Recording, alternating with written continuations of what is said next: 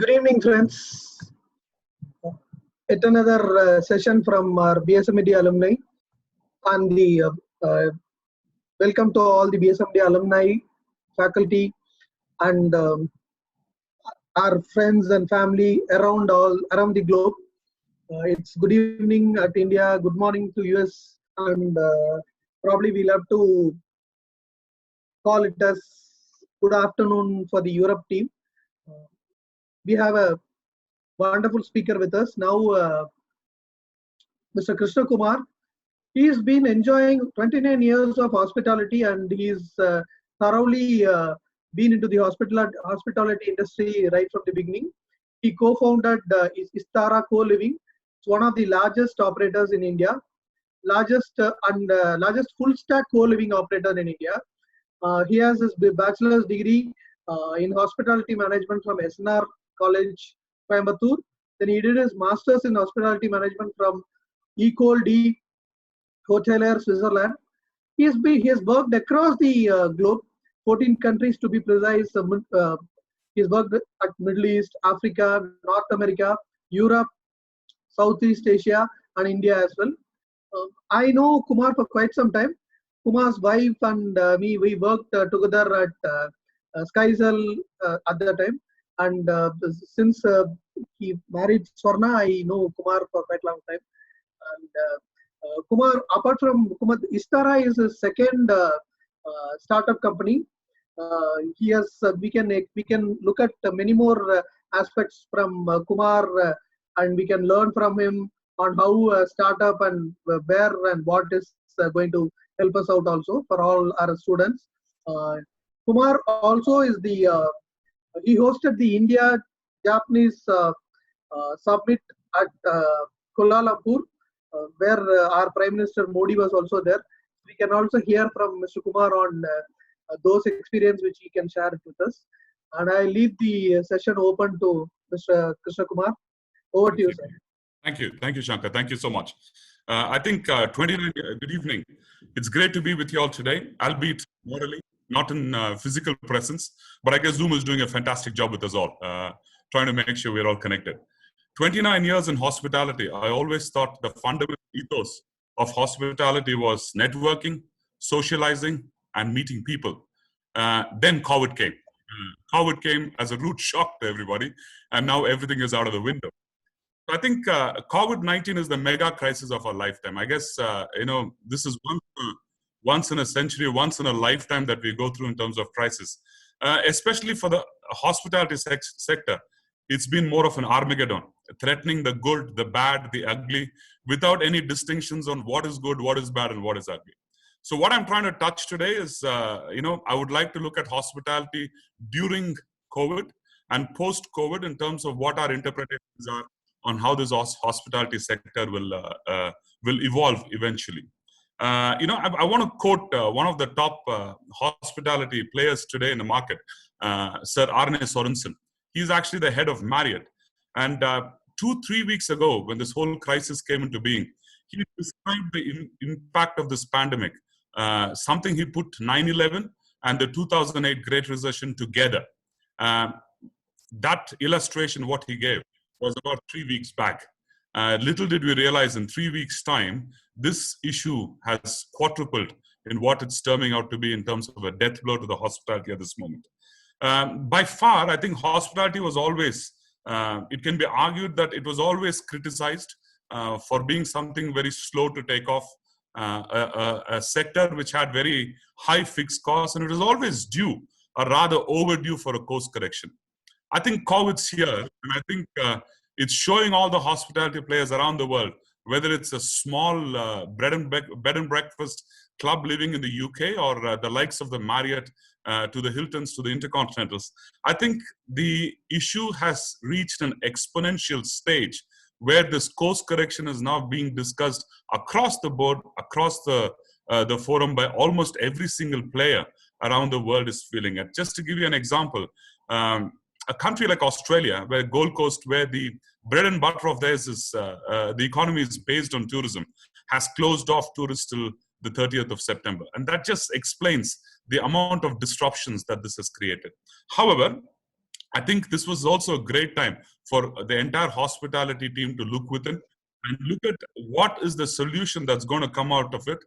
Something which can give us a deeper meaning and some exponential results, and going away from the traditional model of being a very fixed, high fixed cost kind of a sector. I think this crisis has pushed all facets of hospitality. I think if we look at hotel owners, we are looking at management companies, we are looking at franchisors, we are looking at franchisees, we are looking at operating teams, and everybody has gone back to the drawing board to say, what is this going to evolve into? How are we going to survive this period to which it evolves to? And when it eventually evolves, what are the adaptations that this industry is going to do for us to be anywhere close to reliant or anywhere close to being relevant in the future to come? I think the experts' opinion of this industry is it's going to take anywhere between 18 to 24 months for this to be a protracted coming of age in terms of what it used to be doing in 2017, 2018. It's likely to trade between 30 to 50% of what it's been trading in 2019. Around the globe, 2019 was supposed to be one of the most successful years for the hospitality in general. With costs going down, with revenue streams going down to 30 to 50% over a period of 2 years, I think where the real crunch is coming is traditionally the hospitality players have been big employment sectors, and that still continues to drive huge employments. So the fixed costs in terms of managing payroll and debt servicing is going to be increasingly difficult in the years to come. So I think the disruption starts from there on how people are going to be managing these costs, how operators are going to be managing these costs, and what intervention various governments in the world are going to come back to the hospitality as an industry to save this from definite extinction in terms of the amount of money that's going to go on to pull this industry back again. But I guess, a lot of players have been coming across and saying that the hospitality sector is bleeding. It's an understatement. It's hemorrhaging at this moment of time. I think a Band-Aid kind of a solution is not actually a solution for a hemorrhage. It's good to basically cut a few bleeds. But I guess there is a deeper intersection of views and thought process in terms of where this industry is going to go to, which is presently being discussed in all forays of hospitality. So I guess, a classic example is, let's look at ourselves. Hospitality being the social animals we are, the first and foremost thing we would like to do is to network. Network. I think anybody in the hospitality would have said, if you've got to be successful in hospitality, this is a very critical element of what we do. I was just looking at the transaction cost of Kumar speaking today. A couple of months, 2 months ago, 3 months ago, it would have been a great opportunity for me to meet you all in person, fly down to Coimbatore, take a cab to the airport, take a flight to Coimbatore, take a cab again to the venue, meet all people, spend an hour, 2 hours, having coffee or a snack with everybody, doing the same talk as what I'm doing today, going back to a hotel in Coimbatore, staying overnight, having breakfast the next day, and the repeat of what I've done traveling to Coimbatore is repeated back to Hyderabad. So approximately 11 different transactions that touches hospitality that I would have created in this one discussion forum if it had happened in normal circumstances. And that is just one of the billions of transactions that has gone haywire today. Every day, that's the amount of net exponential loss that this hospitality sector is facing through. So that one transaction leading to the entire world is literally wiped off players from all across the board. So you hear about companies for logging, etc., etc. But I guess, again, that's not going deep enough for us to understand where this is heading to. But I'm sure in the next 30 to 45 days to 60 days, I think more and more companies will start having clarity in terms of how do we actually start dealing with this crisis. Because as said, this is a once in a lifetime. This has never happened to us before. And thankfully, hopefully, it never happens again in future. So, hospitality as a sector by itself, as on the stage before COVID, is one of the largest employers of people. So this has dealt a brutal hit on the direct employment of hospitality. Now, nobody is able to calculate today the effect of the indirect employment and the impact it has had on the indirect employment that this sector has created. The last the last view of JLL, when they threw out this about 10 days ago, was about 284 million direct employments in hospitality across the globe. And almost every single country, every single city is closed for business, which means that hospitality is not only on its knees, it's lying right on the ground at this moment of time. So at this moment of time, however, there are a few sectors which still has glimpses of hope in this particular crisis. I think, good catering companies are able to offer different solutions to customers. Companies like us at Istara, we do professional living. That's what we do as our business. And, we are classified into the essential services, which means that we are looking at it in a much more positive way in Istara, that we are actually going to be bouncing back once this crisis is over. So, some indications of what happens during COVID. What is the industry looking at? What are we doing at this moment of time during the COVID pandemic, and how are we preparing ourselves? I think it's a great time to reflect on what Ruskin Bond says. If somebody told me about 2 months ago that, Kumar, you're going to be quoting Ruskin Bond, I would have had a laugh, and I said I would much rather prefer a beer in the pub. The pub's gone, the beer is gone, Ruskin Bond still stays. So just to quote from him, I think in times of crisis, it's wonderful what the imagination will do. And I think that's precisely hitting the nail on its head. I think in crises like this, the maturity of the players, the leadership comes into play in terms of how to manage this crisis as a whole. During COVID, I think there are three very strong indications, three very strong sentiments that's coming across to us. I think broadly speaking, I think it broadens around austerity in terms of what our company is doing in hospitality to ensure that the austerity measures are taken care of without having a huge impact on its employees. But nevertheless, we've got to understand that it is going to have certain effect on everybody at this moment of time. So how far and how effective are those austerity measures that we are going to be putting in place? And the second important aspect at this time during COVID is being used for is basically the inventiveness. I think, the lockdown period has taught us a lot in terms of how we can efficiently use time in. So a lot of hospitality players going through inventiveness. How can we reinvent things? How can we make it more efficient? What we didn't have time for in terms of inventing solutions, how are we actually putting that to fray?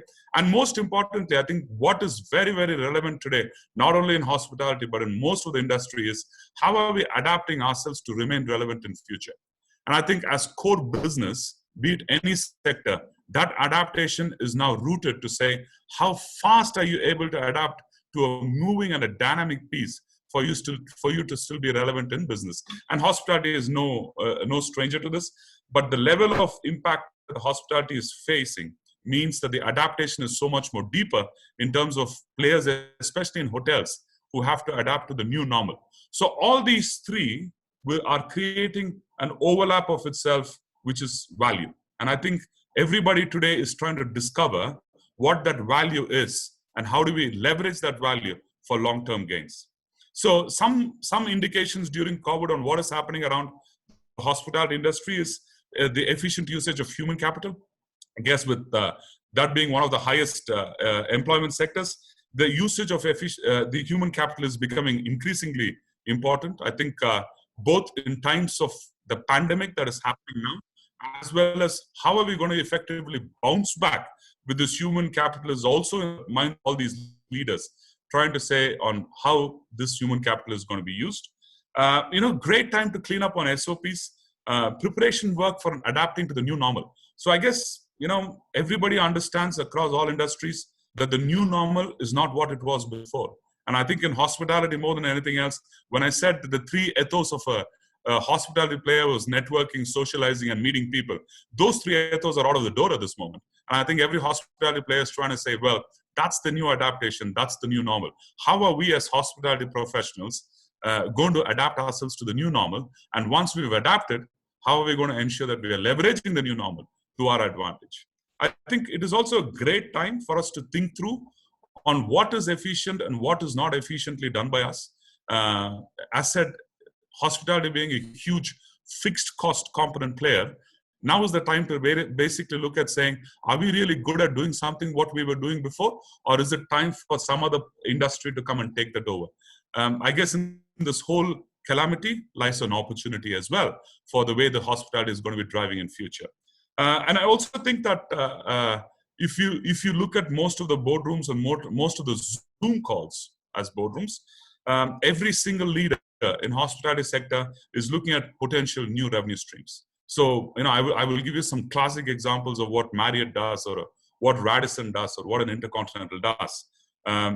With all these companies getting closed, consultancy of the top level leadership is in play. They're willing to outsource their technical expertise to other operators, airlines, defense, various other places where there is a hospitality component for them to be a part of, in basically looking at other areas of revenue streams for their companies, opposed to a very in-the-box traditional hotel streams that has happened for quite a long time to come. And also, I think what this has taught us today is the preparation of threats to the existing model of the revenues. I think we all understand today on how fast the revenue streams can go out of the window. Years and years of planning took just 3 weeks for it to go out of the window for most hotels. So I guess most of the planning became irrelevant, and the people who are able to cope better today and who are better prepared for the future is basically people who are able to understand and adapt to the future models of revenue likely to come. So I think during COVID, I think it's a great time to put these 5 points to usage wherever we can adapt ourselves to, but stressing out of the fact of basically saying efficient usage of human capital does not necessarily meaning firing or furloughing everybody as needed. It is basically to capitalize on their strengths, efficiently use it to basically ensure that when everything goes back, and I'm sure it will, you are rightly positioned to bounce back the fastest in the industry with the human capital that you basically are efficiently using.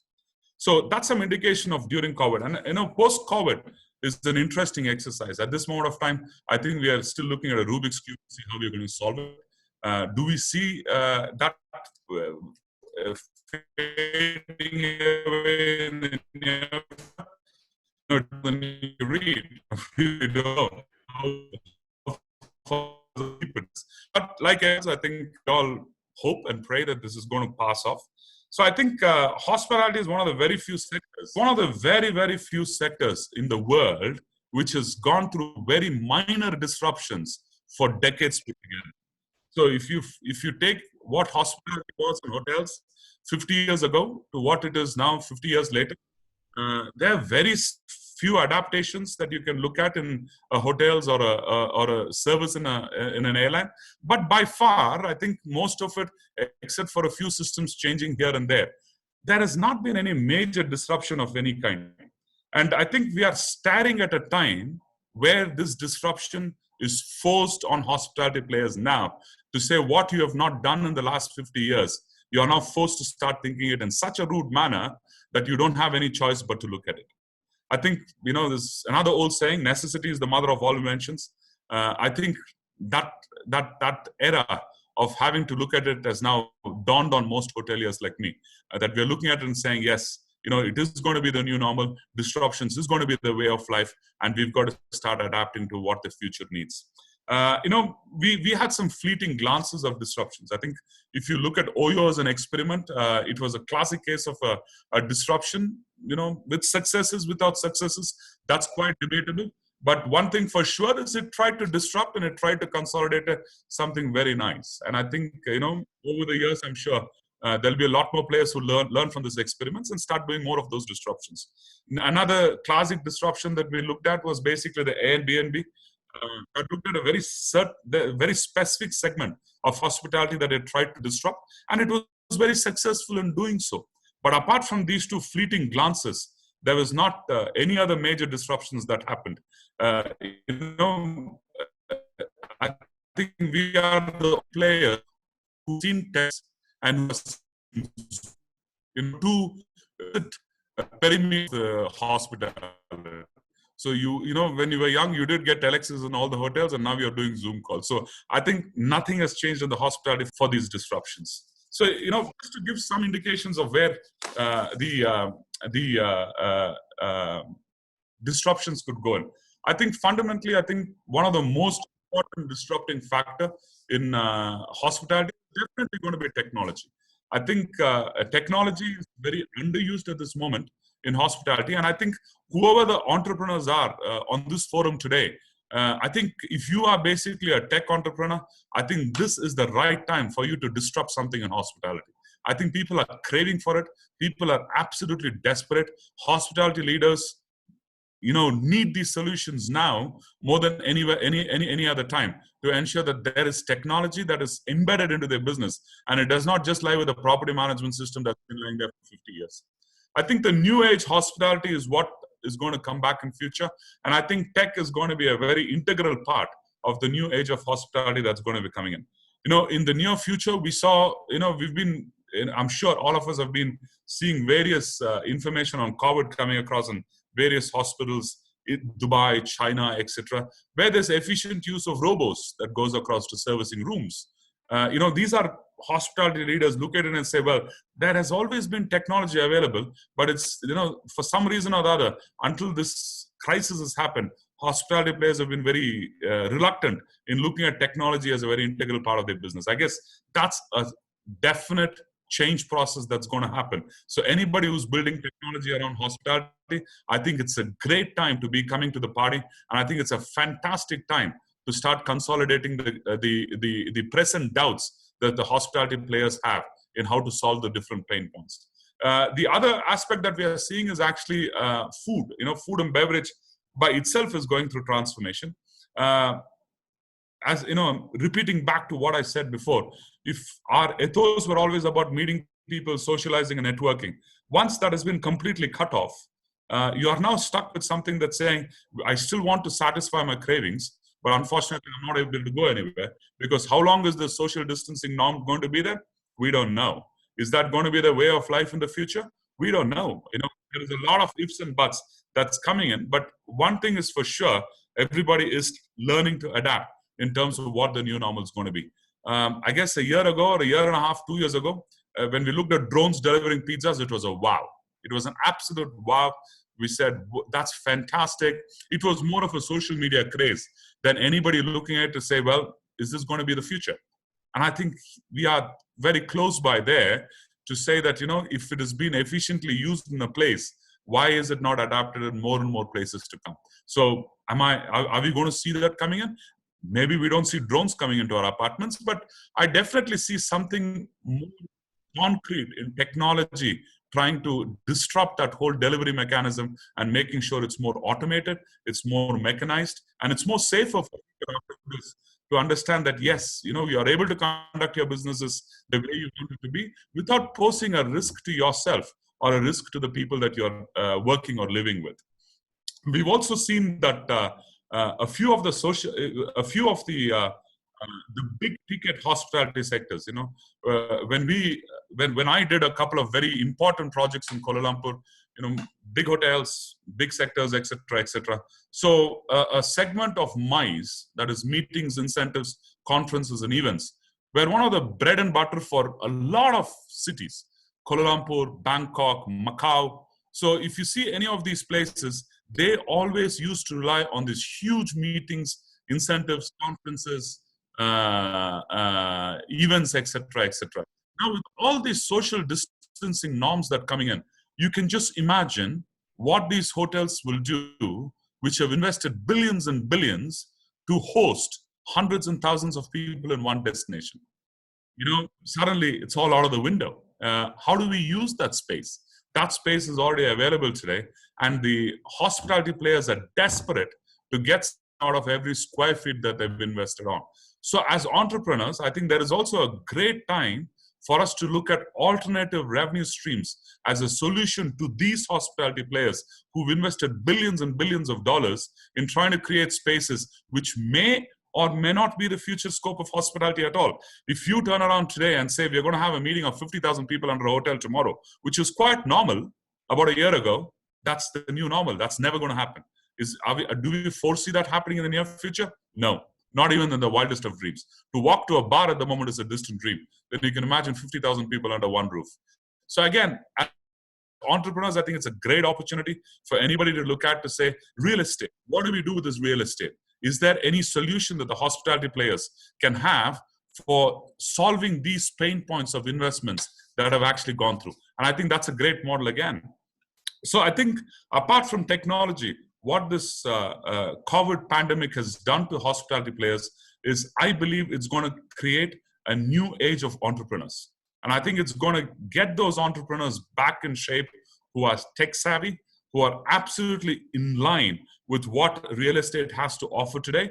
And they are the ones who are going to come back with solutions to the pain points that hospitality owners have, who've been traditionally looking at very high fixed costs, very low yields, etc., looking at more brick and mortar rather than any other models of business. I think this is going to fundamentally challenge that in getting across new revenue streams. So if I was going to be an entrepreneur to look at solutions in hospitality, there is no better time than now. I think it's a great time to come up with concepts for hospitality. And I think you've got the whole world begging for it to say, I need solutions to start making money. So any idea today to hospitality players as an entrepreneur is going to be a fantastic idea that they can embrace. When we're talking about real estate, I think there is a lot of other fulcrums of hospitality that is used as well. We are looking at supply chain, the last minute logistics of producers. We're looking at automation of tasks within the hospitality sector, whether it's hotels, whether we are automating check-in processes, we are automating room cleaning, we are automating the windows cleaning, etc., etc. I think suddenly that automation is the buzzword where we believe that this is going to be sturdier in future in terms of ensuring that we are not working in an environment with bloated costs, so that we are able to manage our costs better. So we are looking at this exponential growth and no longer this traditional growth that hospitality was always good for. Apart from technology and entrepreneurship, the positives that have come across from COVID is this dynamic adaptability. I think, hoteliers, hospitality was always adaptable. It's the first industry which goes through the crisis and the last industry to bounce back from a crisis. Traditionally, that's always been the case. You're the first one to go under the tires. You're the last one to come out of the tires. But I guess what this actually has shown the hospitality players is that the adaptability has become even more dynamic, that forces them to say, let's pass this and we will come back to normal, is no longer in the discussion. The discussion today is, let's pass this and let's work with people who are able to offer better solutions to help us run our business more efficiently. And I think that's a fundamental shift that hospitality leadership is going through today, to say we need partners from technology, we need partners from supply chain, we need partners from real estate solutions, we need partners across the spectrum to come back to us and say, how are we going to solve the pain point and make more money out of the square feet that we invested? And we're not looking at the traditional brick and mortar model again. So I guess dynamic adaptability is one very positive thing that's come back from this crisis.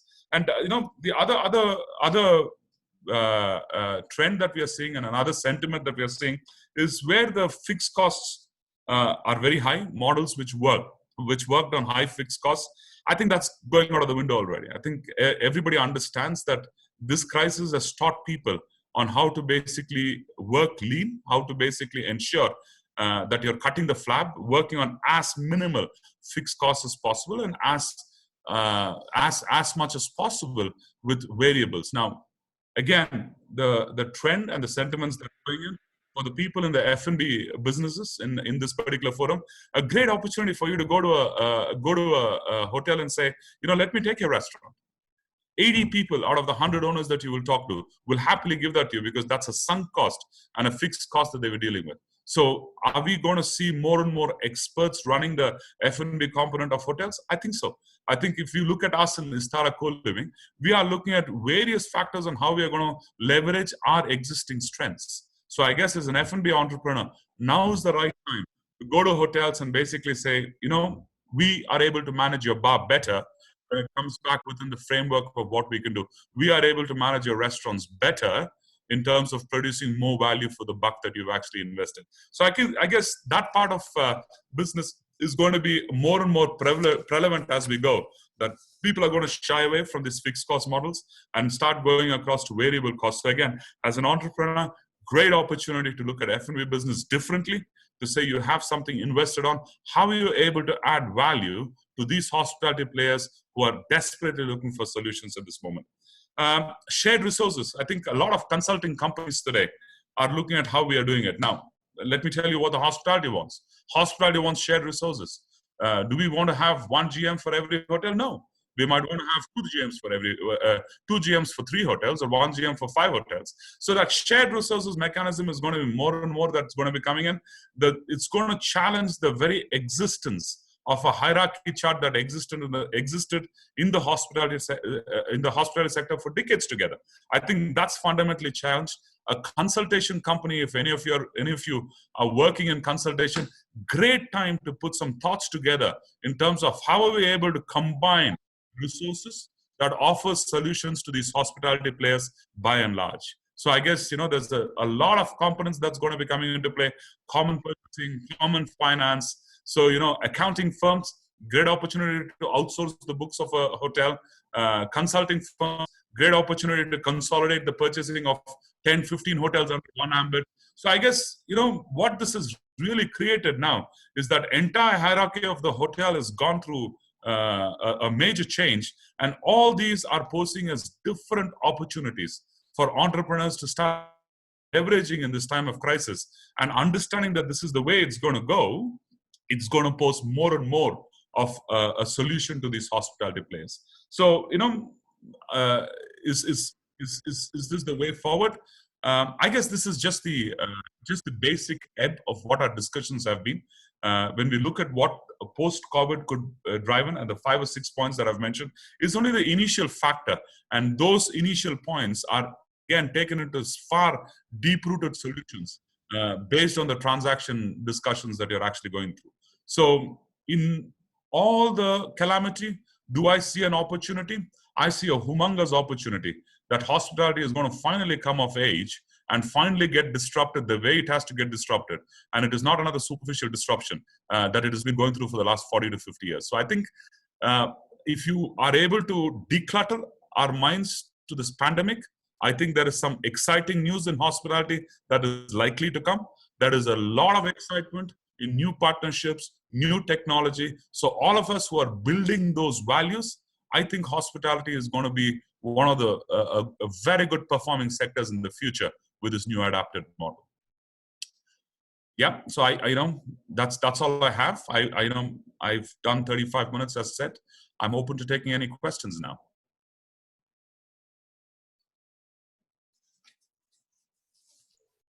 Participants can use their raise hand symbol so that we can unmute. So Kumar, that was a wonderful presentation. Thank you. I just wanted to add some more to this presentation in your speech, like the Modi, Mr. Modi's that conference, how it worked for you, and some more on you've been into the startup. This is the second startup for you. So how did you how you managing more startups in your career? This is two. And what is co-living? What is co-living is what another one. You can add up to all these things, and then we'll open the Q&A for others. Sure. I think with Modi was just me being a host. There's nothing beyond that. I think it was a fantastic opportunity to meet that gentleman. We as a hospitality player, as a hotel player, you get various opportunities to host people. Yes, we hosted them, but I must also add that we've hosted some beautiful actresses as well that you've not mentioned, Shankar Narayan. So apart from Modi, I guess there's a lot of other excitement that hospitality brings as well. So I guess hospitality is more about hosting these people, making sure they have great experiences, etc. So in terms of startup, I guess every startup is a lesson that you learn. I think just like what the pandemic has done, you start understanding what the core strengths are, and you start moving forward. So in the second startup, you start putting across lessons that you've learned from the previous startup, and you start moving forward. Co-living, I think, is an interesting phenomenon. I think what we try to do at Istara is basically to ensure that we are creating a platform for professionals to live comfortably. It's basically a place for professionals to have a one-stop solution to living, meet like-minded people in the society, have facilities which are hotel class, given to them at a certain cost level which is manageable to them, and basically just getting that whole quotient of experience to a different level than what the traditional players have always offered in that industry.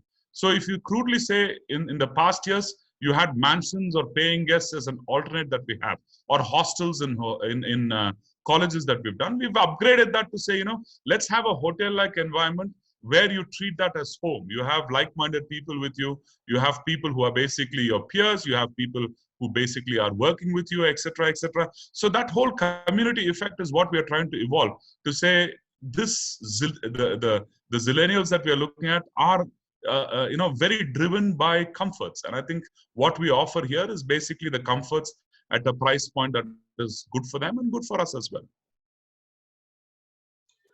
Yes, sir. Next, can we have Dr. R. Venkatapati, sir, former director of BSME, sir. Just a minute, sir. I will unmute. Sure.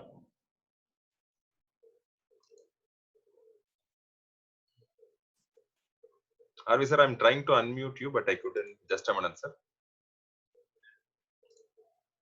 Yes, sir. Yeah. Am I audible now? Yes, sir. Yes, you are. Yes, you are. Yeah. I really do not know what to say. Number one, the last 100 to 150 words that you have just shot at people, it's remarkable, number one. Number two, when you have talked about the integrating of various agencies to come into force, the day is not too far off. It has to come if they have to make things happen. Yeah. And hospitality is not an unidimensional or something that could happen on its own. As you rightly mentioned, with all the supporting efforts, if it make things happen, it would be nice. True. Then these things, when it happen, how are we going to integrate? How are we going to make things happen in one shot when we put all the supporting activities, agencies, institutions to come together? Yeah. Because New Zealand has landed all 777 and Singapore Airlines has closed one day, and everywhere something is happening. Now, we are in a position right now, and it's amazing to listen to you how and when we are going to make things happen in a systems perspective. Thanks. A lot of things I need to say, but for want of time, right now I close. If time permits and if I'm in queue, I will join you later. Sure. Just to answer your question in terms of time frame, I think the whole integrated solution is going to be a piecemeal. I think what we are going to look at is as a hotelier, as a hospitality player, what is your biggest pain point is what I would look at if I was a leader of an organization in a hotel. I'm going to look at that as a solution first, and that solution is going to drive different solutions that come in. So to answer your question, sir, I think it's going to be compartmentalized. I think you're going to be looking at a staggered approach of these solutions coming into fray. And when all these staggered solutions come together, I think hospitality will evolve itself to basically be a fulcrum of all these services coming together. And going forward, that's the way we see it. And I think there is a part proof of this concept already demonstrated by the airline industry a few years ago. If you look at the airline industry, the transformation that the airline industry has gone through, I think what we are talking about in terms of the transformation of hotels or hospitality, to a certain degree, the airlines have already been successfully doing this. And it's only a matter of time before the hotels also start embracing the new model of normal. Yeah, next Thank we have you. yes. Next we have Mr. Anand Krishnan online. Good evening. It was really wonderful listening to you, and I was really happy by the last few words which you said, that this industry is going to flourish again. I see this industry has actually gone back 150 years ago. When the British were there, if somebody had to travel from one place to another, it was not that easy. And you reach the city, there is no hotel. You had to look for a relative or somebody to stay. Today, there is a mental block or a difficulty even when you think about travel. And what it was like 150 years ago has come back again today. And we need to create a sense of confidence to every person who's walking into a hotel. Yeah. So, what are the basic things that you would suggest a hotelier has to put across to ensure the comfort zone is created? Sure. So I think, to handle this question in two parts. The first part is basically saying, the confidence level of a person to travel. At some stages, you're going to have certain confidence that is going to be coming in basic manners. We are not going to take a flight from Hyderabad to New York tomorrow to say, I'm going to go explore in New York. But what's likely to happen is the local travel, that is travel within South India, is likely to start first as an example. Travel within India is going to mature from there on. So it's going to be a very gradual step process before people have the confidence to actually travel abroad. So, if you look at most countries and most top hotel companies like Marriott or like Hilton or like the Intercontinental, or the Hyatt, what are they trying to do today is their campaign is all about we will travel in future again. That's the hashtag that they use. And what they're trying to put across is saying, if you've paid any money at some stage to a hotel, don't take it back. You take that back as a credit to anywhere you want to use in the near future. So I think that's going to be more the views. I think Indians are going to travel within India more. Malaysians are going to travel within Malaysia at certain stage. Americans are going to start traveling within America. I think that domestic travel is the first one that's going to be opened up. And the moment that opens up, that confidence will start flourishing for us to say, step by step, we start going a step forward. So in terms of the second part of the question, in terms of what precautions are we going to take? Till the customers come, obviously there's no precautions. First and foremost is to get the customer into the door. So once the customer is into the door, this is exactly what I was talking in terms of adaptability. Are we going to have social distancing norms in the hotels? Which means we are not going to be seeing packed restaurants anymore. We're not going to be seeing packed bars anymore. We're not going to be seeing buzzing nightclubs anymore. Those are the fundamental changes that hotels are going to adapt to. So that's what is going to come back and say, as a guest, I want to go and have a drink, but I don't want to go where 1,000 people already because, there is the fear of this virus. Whether it is going to be reoccurring, blah, blah, blah, whatever that is. But that's the kind of adaptation that a hotelier is going to go across and say, well, I will run a restaurant. I will have to run a restaurant with limited choices, great choices, but limited crowd. I will run a bar. I will be a fine bar, but I'm going to only have certain number of people that can occupy to respect the social distancing and understand the safety of the people. So these are, if we are going to take point by point, apart from the givens of basically ensure that proper sanitation is done, proper disinfecting is done, proper PPEs are given to all staff members. So, these are the basics that any hospitality player would look at today to say, this is what we'll do. But beyond that, what is going to happen is basically these norms that they're going to integrate in the business to say, I cannot have, my business model is not to have 1,000 people in 2,000 square feet of a nightclub anymore. My business model is not to have people waiting in a queue to come and consume my food. So that's the kind of transformation the hospitality players are presently going through. But the second part of it is an easier part, whether we are going to disinfect the place, we are going to have personal protective equipments to the staff. I think that will evolve by itself very quickly. I think in Istara, that's something we're already doing. We are already putting up a program called Istara Clean, which basically ensures that the standards of what we do in Istara is going to be world class when it comes to sanitation of a co-living environment. So that's something which we're already on. But what we are trying to figure out today is what is the social distancing norm that we've got to do. This is because of the fact that we've never been put in a position that we've got to do this in the past. So to answer your question, the givens are going to be very easy in terms of sanitation, disinfecting, PPEs for staff, etc. The more difficult part is going to be in terms of understanding the business models, in terms of how this whole social distancing, distance between each other, etc., are going to work in an environment which thrived on people coming into the doors. I think that's the transformation that people will go through. Yeah. Yes, sir. Next we have Arun Kumar Manikam, sir. And all participants, before having the question, please introduce yourself. Arun, sir. Yeah. Mr. Kumar, this is Arun from Coimbatore. Good I'm evening. sorry to disturb you, Mr. Arun, but it's great to see you having an indigo background on your photograph. That already gives me the confidence we're going to bounce back. Oh, thank you very much. It was an excellent presentation from your side. Can you please elaborate something? Your hospitality allied industries like travel aggregators like MakeMyTrip and cab aggregators, how they'll be affected? How can you please give some inputs on that? Sure. I think, aggregators in all sense of what it means are aggregating somebody who's supplying. So I think the first and foremost impact that is that's going to be felt is basically for the operators and the hotels. That is the suppliers to come into business first.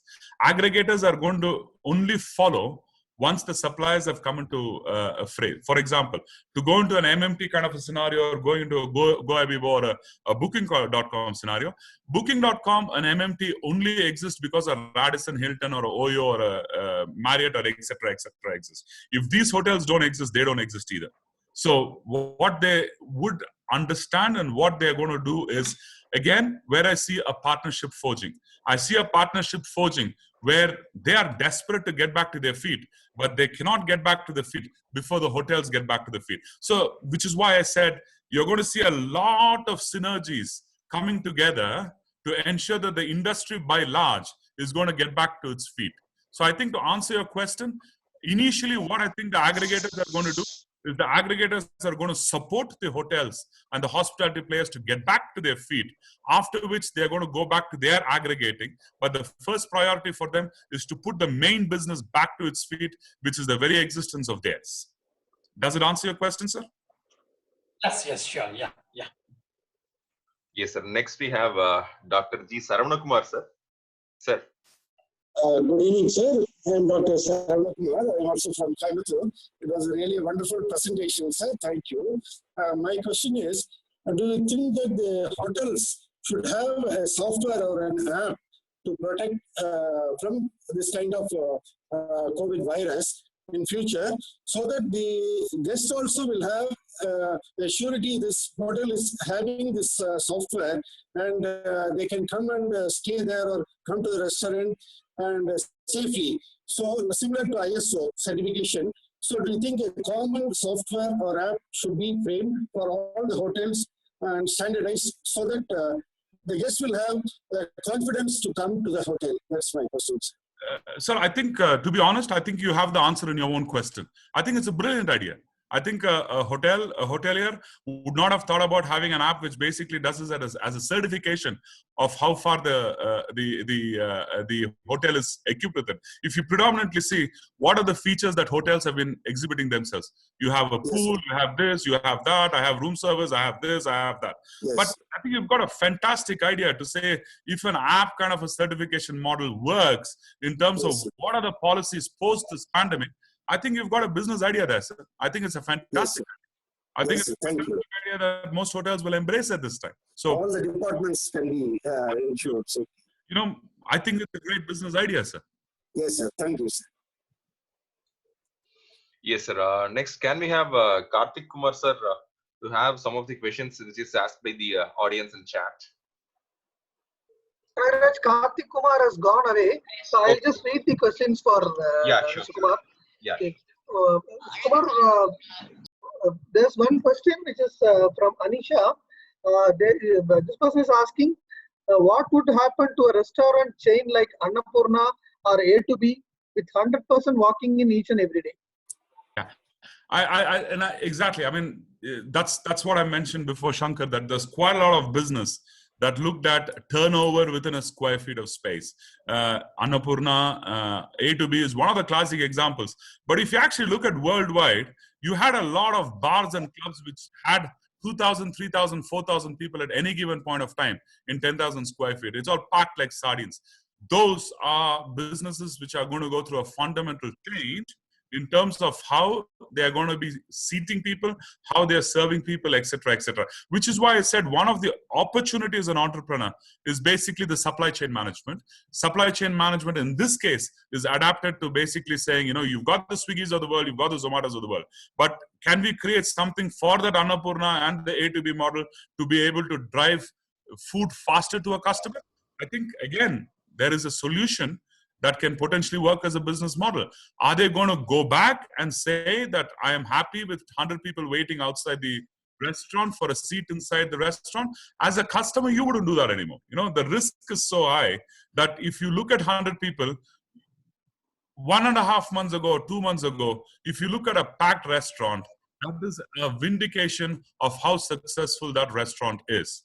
Today, that vindication has changed to fear.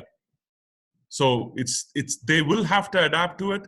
They will go to a format. I'm sure they will find a manner in which they're able to take this food and deliver it to people where they need it. So, you know, there is a lot more scope for the delivery mechanisms to come in. And as I said, you know, this is the time when there is such a necessity to, you know, when I repeat again, when we saw drones coming and delivering pizzas, Domino's pizzas, to be very honest, that time it was a fantastic movie that we see on the social media and applauded, saying, wow, look at the times that is yet to come. But today, that is not far from reality. So, you know, you might have a drone branded A to B landing in your house for all you know. Times are not far off for that. There's another question from Tangaswamy Milton. He's asking, due to this pandemic, will hotels will they employ more robots to serve food and drinks to guests? I'm not sure if it's going to be robo as an answer. I think that was one of the experiments that COVID taught us. I think quite a lot of hospitals, you had robos going in as waiters, waitresses, etc., etc. But to be honest, I mean, human cost in most of the countries for such jobs were never high for that to be replaced by automation. What I think is going to happen is that you're going to have a wholesome look at automation of all processes opposed to looking at piecemeal. So what I mean to say is, you know, is there going to be, there are already a few countries, and if I'm going to be saying that you already had a lot of success in Italy and France and US prior to this whole pandemic of deliveries not happening on a face-to-face basis, but it happens at delivery centers. So you might have different adaptations of it. I'm not sure whether it's going to be automated immediately to that level, but a level of automation is going to be more integrated in terms of the total solution of what hospitality is going through. But again, you're going to be having all these countries where the labor is very expensive, like Japan, you know, like UK, where you have the cost of labor is going to be quite high. You're going to have owners starting to pluck their hair to say, is this more an efficient model for us to run, where if it doesn't work, I just shut off my robot and there is no fixed cost. So yes, there is definitely going to be a thought process on automation. Is robos going to be the answer? I'm not sure. But definitely, a sense of automation is going to happen. Okay. We have now our director of Bharatiya School of Management, Dr. Rupa Gunamati, is on the. She is going to have a question. After that, I'll come back to the questions on the queue. Sure. Good evening, sir. Nice meeting you through Zoom. Thank you, madam. Same here. Pleasure is mine. Rupa here. That was a fantastic presentation. Ma'am, pleasure meeting you through Zoom.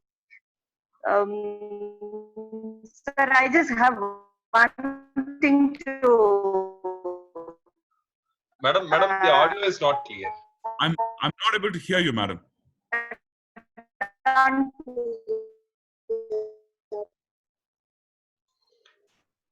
Anyway, we will ask the madam to rejoin. There is some internet issue. Sankar sir. Yeah, I'll continue with the questions, sir. Another person.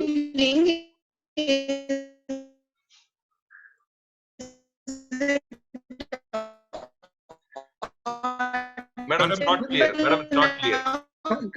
Kanaraj, maybe madam mute la போட்டு அப்புறம் திரும்ப login பண்ண சொல்லுங்க. நான் அப்படிதான் சொல்லிடுறேன். நான் madam rejoin பண்ண சொல்லிடுறேங்க. Mr. Kumar, the next question is from Veena Sundaram. She's asking, social distancing can be implemented with the help of automation and technological advancements, but how can this be implemented in the aviation sector?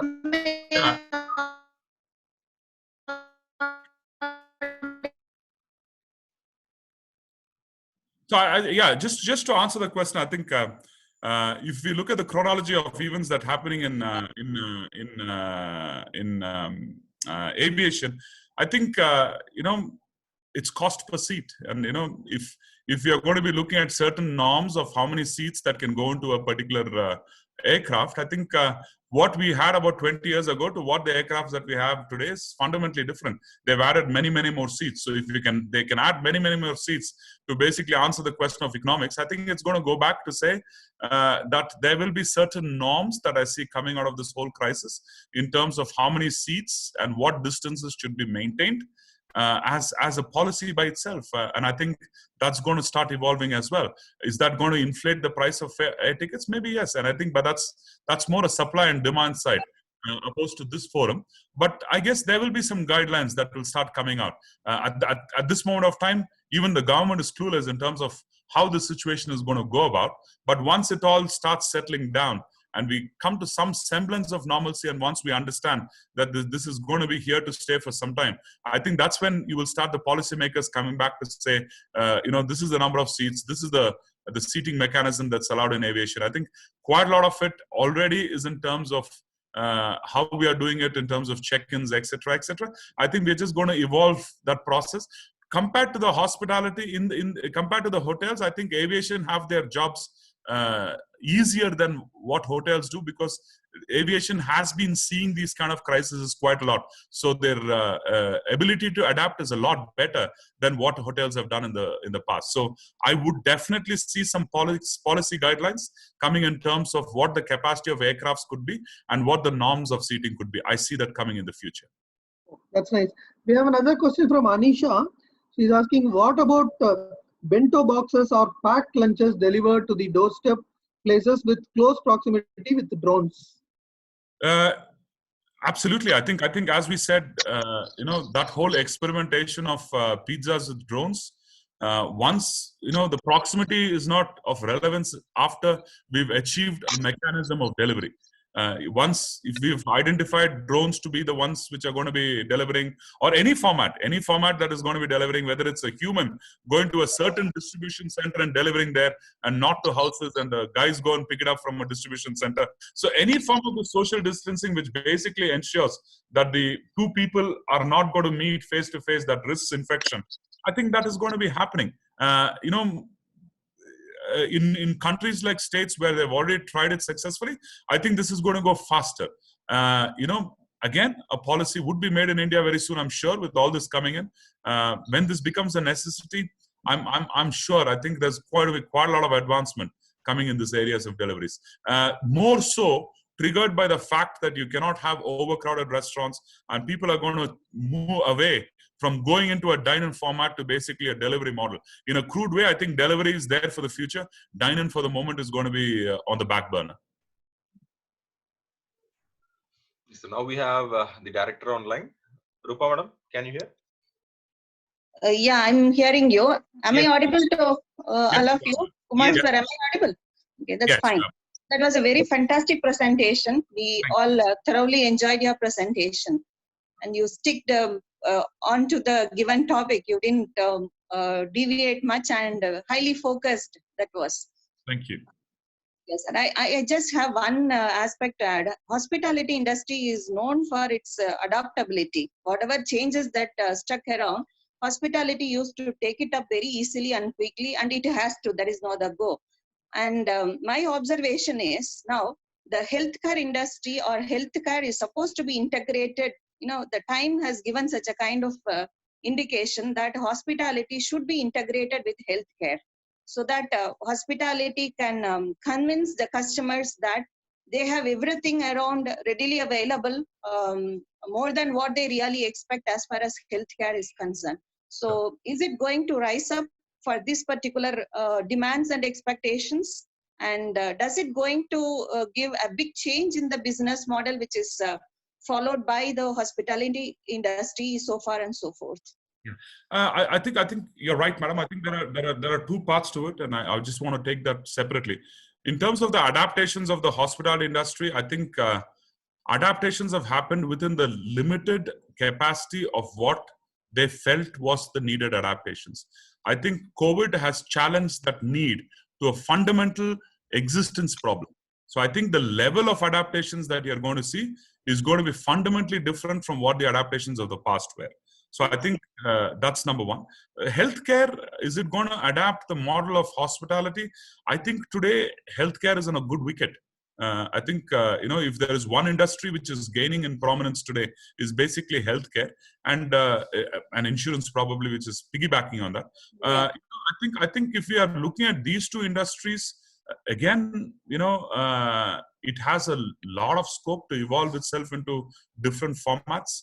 And at this moment of time, I think everybody has understood the necessity of this as a service. So I would think that health, the sector by itself, will start moving into a different direction, and it will not be clubbed with hospitality to a great deal, is what I feel. I feel hospitality is reinventing itself. It is going to go through the process of reinvention, and that process of reinvention is going to take its own time for hospitality to bear fruits, opposed to that rubbing off on other sectors at this moment. That is my 2 cents worth in terms of how I read the situation. Okay, sir. Okay, so yeah, you are right. But I was just trying to hint about, the hospitality industry used to take care of the hospital requirements of service requirements of guests. Like doctor on call or insurance policies or whatever. So, and the dimensions is supposed to be, has to be expanded, right? You need more, a kind of a small dispensary kind of unit inside the hospitality industry. Possibly. Or some small sections dedicated to, this kind of pandemic kind of exposures. Yes, you're right, madam. This is not going to settle down in 2-3 months. It may take even 1 year to settle down. So unless you convince customers that you have some facilities around there, and build trust on these aspects too, taking business for another 1 year or another 2 years will be little difficult. True. I think you're right. I think if we are looking at Istara, the company that I'm with, if you look at it today, our policies that we have been talking about in the last 3 days is basically to ensure we have a sick room to alienate people who basically have any symptoms like that. So, that is already happening as we speak. I think we're already putting together various standard operating procedures in Istara, which governs around sick resident policy, alienation rules, etc. for them. So I think you're right, madam. I think, it is evolving there. And a lot of us have already started catching up on that to make sure that in the next 30 days or so, we are adapting to that new normal. So you're right. That's what's happening, madam. Thank you, sir. Great. Thank you so much. Yes, sir. Next we have Kalidasan sir online. Very good evening. So myself, Kalidasan, I am vice president in a company that is into software. I belong to a software company. My question is, what would be the transformation of the AI and the ML, meaning that the artificial intelligence and the machine learning in hospital industries? Because we are into different sectors. But when I was learning, I think there was a small thing which we have entered in terms of the hospital industries. But what do you feel, and what would be the transformation, and how the transformation could be happening? Yeah, I think we at the moment hospitality is lacking the basic automation. At this moment of time, I think artificial intelligence is a far-fetched reality for hospitality in a great way. But I guess there are certain compartments that would need artificial intelligence, especially in terms of data collation, in terms of data analyzing, etc., etc. I think bigger hotels will start needing this at some stage or the other to ensure that they are better prepared. Whether it's a crisis response plan, to understand and gauge what the sentiments are, to understand what comes back as analysis. I think there's going to be quite a lot of that AI is going to be used. But where I see the basic start of it from software companies is basically ensuring that whole technology-driven automation is starting to work out in hospitality. Because at this point of time, there is quite a lot of manual intervention that happens in hospitality. I guess the first step that hospitality is going to take to ensure that level starts off first. Got it. Thank you for it. Yeah, thank you, sir. Next, we have Venugopal sir online. Good evening, sir. Hello. Yes, sir. Yes, sir. Yeah. You able to hear me, sir? Yeah, good evening.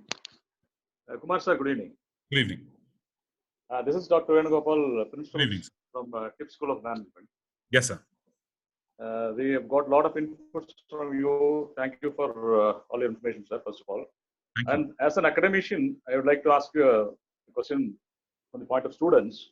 So, graduates and postgraduates. So, first of all, like if they're going to have a startup business in this scenario, so what kind of preparation they have to be, and what should be their focus? So yeah, sure. I think as a startup, the primary requirement at the moment is to solve different pain points of the industry. So if I was going to advise a startup on what to do, I would want them to first identify what is the pain point that they're trying to solve and be very clear in terms of what the solution for the pain point is. So as an entrepreneur, I think what is needed at this moment is a very, very specific solution to a particular pain point of the industry. So if I look at, say, for example, I have a tech entrepreneur in TIPS, for example. So if I'm looking at a tech entrepreneur, what is my first pain point of a hotel? As an example, just to throw some ideas around. So if I'm going to be saying I want to eliminate the whole check-in and the arrival process, I don't want to have an arrival process. Can we start automating a check-in, by a third-party website or an app or etc. Can we encode your credit card as a key, for example? If I was a tech entrepreneur, that's something which I would look at as a specific pain point that I'm eliminating from that, number one. So if I'm basically an F&B entrepreneur that I'm looking at, what I would look at is with the hotels basically saying that, we have very limited capacity of what we are going to do as a number of people that we are going to serve to. You want to drive in a very specific, very curated model of deliveries for a hotel that looks at their product distribution possible. If I'm going to look at supply chain management, if somebody is going to be looking at the entrepreneurs from supply chain, are you offering a solution for all the small hotels to consolidate the supply chain to a vendor? And can you be that vendor? Do you have technology to support it? Do you have the manpower to support it? Blah, blah, blah, whatever that solution is. But, if I was an entrepreneur, I would start looking at where the industry is going to. What are the specific pain points that industry is having at this moment? And what is the solution that we are doing in an efficient manner to solve that pain point of the industry? And as an entrepreneur, I would advise them to look at that first and then start working from there. Thank you, sir. Yes, sir. Shankar, sir. Yeah. I'll take back. Mr. Kumar, another question from Sridevi KK. Speaking of disruptive technology, Airbnb, OYO have caused enough disruption. What do you foresee as an alternative option of trusting to stay at a hospitality facility? I think there are various other disruptions. I think, as I said, OYO and Airbnb were very small examples of what disruptions were in terms of the hospitality industry. I think going forward, the disruptions that we would be seeing is a lot more in terms of the hospitality industry's fundamental service points. So what I mean to say by that is the trust factor that you're going to be getting is not from a brand anymore. I think it's going, we looked at a complete trend of the hospitality segment moving into lifestyle hotels. That lifestyle hotels is going to start having a different meaning altogether. What do those lifestyle hotels mean to us will start becoming the next disruption. How you reach them is going to be a disruption. How you buy from them could be another disruption.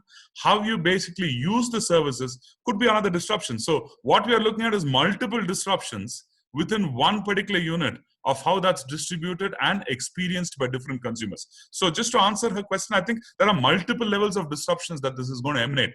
OYO and Airbnb were very minuscule parts of this humongous industry which disrupted. I guess if I'm going to look at a very rough average, you're looking at about 1.5–2% of the industry that was disrupted. 98% of the industry still stands undisrupted. Another point of comment is from Anisha. She says, so Swiggy and Zomato have the upper hand in this crisis.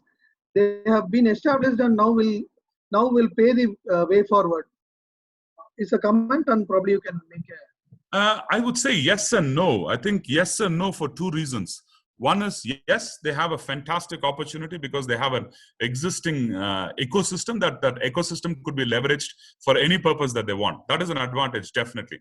But the disadvantage that they're carrying versus a new entrepreneur is, remember, they also have to adapt to the new situation of normal, and they have to adapt their business models and their SOPs to the new model. Whereas a new entrepreneur who's more focused on dedicated services to dedicated sectors is likely to win the game. I think, there is a huge scope. So, for example, if I'm going to be taking Hyderabad, for example, there will be more and more of these disruptions that's likely to happen, to say, which is very micro in nature and not looking at the whole issue as one. So we're going to have very focused micro players, is my reading of it. You're going to have good players handling good sectors who are giving better solutions than the Swiggy and Zomato. Do they have an upper hand? They have an upper hand because of the ecosystem that already exists that they can start distributing. Does that mean the new entrepreneurs are going to be falling back? Not really. The demand has just gone through the roof that Swiggy and Zomato will not be able to do. So I guess, is there room for more players? Definitely yes. And the new players have the ability to bring better solutions, better tech integration, and better thought process on how to move forward in this crisis. Another question is from Mr. Pavan. Since there is a lockdown, we are temporarily seeing the issue without spreading. If the lockdown is open, whether the COVID spread will be completely controlled, what is the control mechanism post-lockdown? I don't know if it is to you or to the industry or to... I think as a hospitality player, I'm not qualified to answer this question. Unfortunately, I have to let that pass because, I don't think I'm going to add value to that question. Okay. Another point of view from Veena Sundaram. The large hotels can easily develop an automation system. But what about the small scale restaurants and the weekly markets that are usually upon roadsides where large number of people visit to buy veggies? Correct. So I think, large hotels, etc., have the bandwidth, or probably they have the money to basically throw in and to buy this technology. But, if we go back to where the entrepreneurial opportunity lies, is your entrepreneurial opportunity does not lie with the large players. If you actually look at it, your exact entrepreneurial opportunity is actually to consolidate and help the small vendors. If you're able to bring a solution for all the small hotels, and if you're able to bring a solution for these street vendors, you have a great business plan already. And I think that's the disruption we are talking about as an opportunity from this calamity. Another question is from Pooja. She's asking, will there be any infrastructural change in this industry post-COVID? Yeah, I didn't understand in which sense of infrastructure does she mean? Probably if Pooja is there, she can ask, or you can answer. In terms of infrastructure, I'm not sure in which infrastructure that she's talking about. Is there anything likely in terms of brick and mortar? Are we going to look at the adaptations of a hotel going to change? Definitely, yes. I think, as I said before, what used to be one single hotel unit as an infrastructure will now start getting outsourced to 10 different vendors and 10 different play. Probably we as Vistara would be looking at rooms to be taken on outsourced. Managing the rooms would be a separate thing. Restaurants will be managed by somebody else. Facilities and housekeeping is managed by somebody else. Maintenance is managed by somebody else. So what you looked at, one definite infrastructure could be scattered around to multiple players. That is one. Second thing is, the real estate. If you're not earning your return on investment on the real estate, owners are likely to look at alternatives of that real estate space being used. We've also seen, if you look at the Hyatt Regency in Chennai, that's a classic example of having Shoppers Stop at the ground floor, and the hotels have been raised up. Traditionally, a hotel always says reception on the ground floor. I think that owner was forward looking to say that, the best space of residential goes to something else. So I guess you will start seeing these adaptations in terms of how you'd use it. Infrastructure wise, are we going to look at something specifically built in future for this? I think it's too early to say in terms of what is required to be built for such a pandemic. I think we are still in it. We have not come out of it for us to do a post-mortem to see what is needed and what is not needed. But I'm sure when all this is over, there's going to be a lot of learnings that people are going to say, well, these are all the learnings that is going to be integrated in the future thing. I'm not sure if I've answered your questions, but that's just the best possible shot that I had at it. Super. I have two questions which I'm clubbing in. One from Sam Naveen and Anisha. They're asking, will COVID force employers to include pandemic clause? Will it create more at-will employees? And the addition is from Anisha. Will there be a new department called Health and Hygiene in the hospitality industry? As of now, there is only housekeeping. Yeah, I think that's a definite yes. I think, in Istara, we already are talking about somebody who's looking after safety and hygiene manager. Today we are interviewing people in Istara for the purpose of managing safety and hygiene and sanitation. So is that going to be a role of the housekeeping? Not anymore.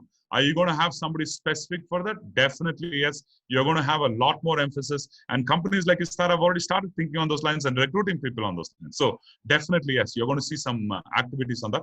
What is the first question again, Shankar? I missed that. Will there be will this be a clause in the employment for people? I think it's too early to say whether this is going to be a clause that's going to be put in there. It all depends on how deep this is. Is this going to be staying with us forever, or is there going to be a solution for this? At this moment of time, it is just far too early for us to comment. But I'm sure at the end of all this crisis, there will be learnings that we're all learning in terms of employers and employees. I think that adaptation is likely to occur. The next one is from Nanda. He's first thanking you for the brilliant and bullish presentation. The next question which he is posting is, this might sound a bit super optimistic, but if you look at the way the virus responded to our hot climate, even after a month of lockdown, India has seen only 400 plus deaths, while Europe has seen close to 1.25 lakh of people passing away. So if this goes on, I predict we will be having a COVID tourism next year, bringing good number of foreigners to India, thanks to our hot climate and the very low viral spread. Your views on this, please. Hope I'm not too optimistic, but the data makes me think this way. I'm not sure if we would be looking at it, sir. I think that's very optimistic. Yes, you're right. If everything is safe in India, do we want foreigners to come in? I'm not sure. Saying that, but again, I'm not sure how this industry is going to pass by that way, and I'm not an expert in understanding how temperature affects the virus. So in terms of hospitality, I think, just to answer your questions, there will always be precautions taken. There'll be fundamental precautions that are going to be changed. In Istara, every person who checks in now has his temperature checked and his travel history validated. And I think going forward, what we are looking at as in Istara is to take daily temperatures of all guests staying with us. So those are the adaptations that we will be doing. I think it's a bit too early to say what the effect of the virus is, and I don't think I'm qualified enough to say that. Mr. Kumar, I have two questions. The first one is, what do you predict on the amusement parks and those things which were flourishing in the past? Like say with no vaccine we found so far, even if we find one vaccine, it will take that much of time for testing and proving it. So in that scenario, social distancing is one key factor in those places like all these amusement parks. So when and how that tourism will get impacted? Will they use that for a different purpose, or how? What do you foresee is the question number one. Question number two is something probably you can look at and come back to me as well. And as a customer, I wanted to know about this. People like Club Mahindra, Sterling, or this RCA and all, they generally have this holidays impacts. They have this holidays and the holiday inventory with them of ours. Like every year, they after a particular period, they will my holidays will get lapsed. But with this situation, no, we were not able to travel. So what will be their kind of policy? Will they keep those inventory for the customers, or will they continue to do what they used to do in the past? Can you throw some light on that? I think just the first part of it, the amusement park, as I said, places like Macau and places which traditionally was very high on amusement parks and casinos, etc., etc. I think there is absolutely no way in the near future that they're going to come back in any normal semblance of our thinking. So I think unless and until there is a sturdy solution to this virus, I don't see those industries coming back to life at this moment in its traditional format. Are they going to go into virtual stuff, etc.? I think that's something which they will start looking at, because they've got investments, they've got real estate, they've got to leverage it at some stage. So places like casinos, places like big events destination. At this moment of time, I don't think they will have that going with. Second part of it, if you're looking at basically deferment, I think yes, deferment is definitely there. I think it's most of us. Even if you look at pre-bookings in a Marriott, for example, what they've said is we will hold the money and you can use it for whatever you want in the future. So I think those transformations will take place to make sure that the credit's given back to the consumers. Thank you. We'll have Gilbert and then after that Arun Manikam Sangeeta. Sure.